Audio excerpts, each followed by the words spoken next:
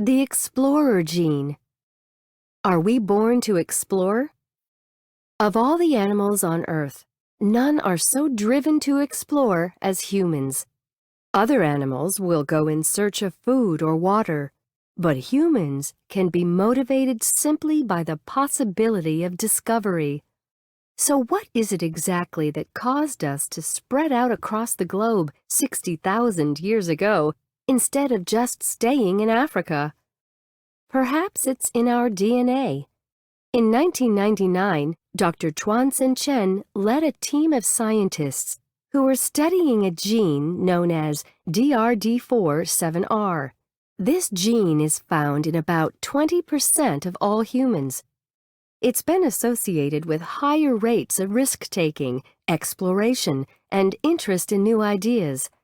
Dr. Chen found that DRD4-7R is more common in societies that move around a lot than those who don't.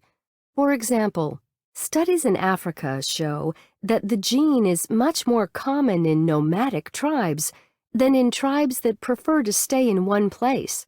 Several other researchers have studied this topic and found additional evidence to support Dr. Chen's claim. But can a single gene be responsible for a trait as complex as the desire to explore? Dr. Kenneth Kidd doesn't think so. He thinks DRD4-7R might increase curiosity, but other equally important sets of genes give us intelligent minds and skilled hands. We then use our minds and hands to create things. He believes that not just one gene, but groups of genes work together to create complex behaviors like exploration. The context we live in also plays a role in our desire to explore. For example, during the European Age of Exploration, explorers became rich and famous for their discoveries. This drove others to try to increase their wealth through exploration.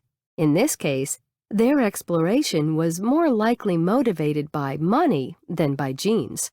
Maybe the desire to explore comes from something inside us, such as the DRD4-7R gene.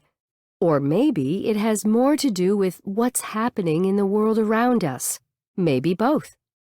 Whatever the reason, it seems we, or at least some of us, will keep exploring the mountains, the sea, the stars, and beyond, because that's just what humans do.